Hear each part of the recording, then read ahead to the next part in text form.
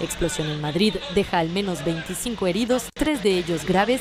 Una fuerte explosión en un café del centro de Madrid ha dejado al menos 25 personas heridas, 3 de ellas en estado grave. Las autoridades investigan las causas del incidente que ha conmocionado a la ciudad. Se ha establecido un perímetro de seguridad y los servicios de emergencia continúan trabajando en el lugar.